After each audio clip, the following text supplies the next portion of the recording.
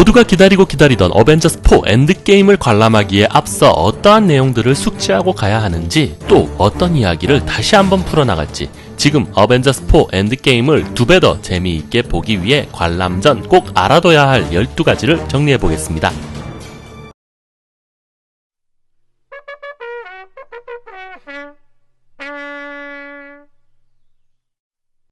모든 마블 시네마틱 유니버스 영화를 아주 정확히 기억하고 있는 마블 덕후가 아니라면 다음과 같은 5작품을 꼭 다시 복습한 후에 어벤져스4를 관람해야 합니다.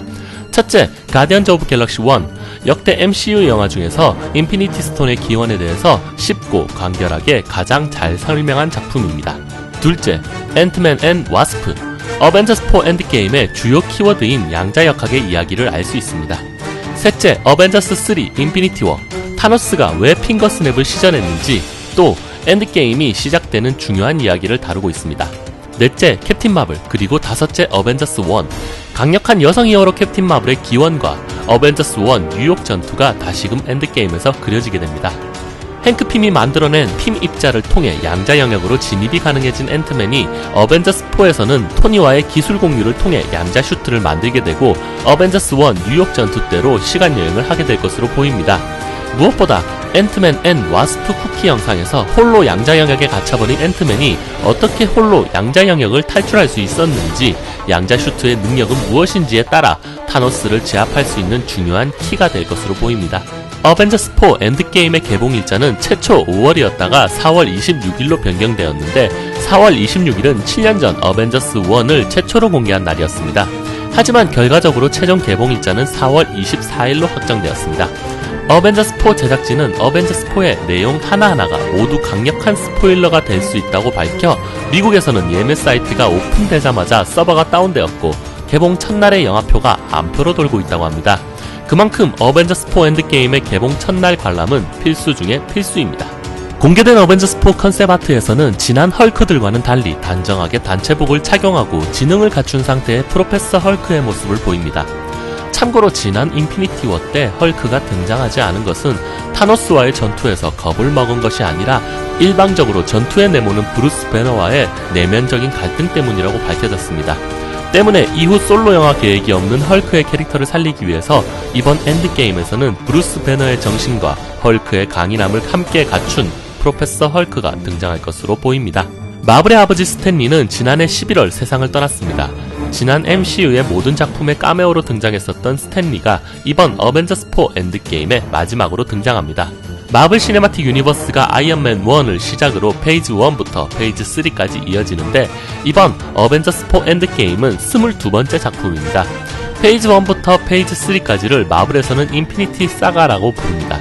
즉, 인피니티 스톤을 중심으로 이야기가 전개되었다고 볼 수 있으며, 이번 어벤져스4 엔드게임은 그 인피니티 사가의 완결이라고 볼 수 있습니다. 때문에 다음 마블 영화인 스파이더맨 파 프롬 홈의 경우에는 큰 틀에서 새로운 주제를 가지고 영화가 전개될 것으로 보입니다. 어벤져스4 엔드게임을 끝으로 많은 히어로들이 계약이 만료됩니다. 그중 대표적인 인물이 아이언맨과 캡틴 아메리카죠. 그 외 토르, 니퓨리, 헐크, 호크아이, 스타로드, 로키 등이 있으나 이들은 모두 재출연 의사를 여러 인터뷰에서 적극 밝혀왔지만, 아이언맨과 캡틴 아메리카는 이번 편을 끝으로 더 이상 마블 영화에서는 보기가 힘들 것으로 보입니다.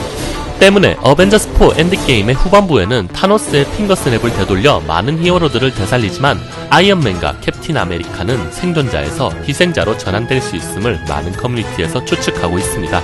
어벤져스4 엔드게임의 최종적인 러닝타임은 3시간 2분입니다. 때문에 영화 관람 전 화장실을 필히 다녀와야 하며, 중간 쉬는 시간이 없기 때문에 관람 시에도 최대한 콜라와 같은 음료는 지양해야 합니다. 인피니티 워 때 타노스는 핑거스냅으로 전 우주의 생명체 절반을 날려버렸습니다. 이번 어벤져스4 엔드게임의 포스터 중 히어로 개개인의 솔로 포스터들이 들어있는 포스터 수는 총 32장으로 정확히 절반은 컬러로 생존자를 의미하고, 절반은 흑백으로 핑거스냅으로 인한 희생자들을 의미합니다. 대부분의 마블 영화에서는 항상 새로운 히어로 또는 새로운 빌런이 등장했습니다. 하지만 지금까지 공개된 예고편과 컨셉 아트에서 새로운 히어로의 언급이 전혀 없었는데, 지난 15일 오전 어벤져스 내한 행사에서 케빈 파이기 대표는 새로운 히어로가 등장할 것이라고 밝혔습니다. 유력한 히어로로는 곧 마블 시네마틱 유니버스 세계관에 들어오게 될 엑스맨이지 않을까 생각됩니다. 예고 영상과 컨셉 아트, 그리고 신제품 토이에서 공개된 것처럼 이번 엔드게임에서 타노스는 거대한 장검을 가지고 등장합니다.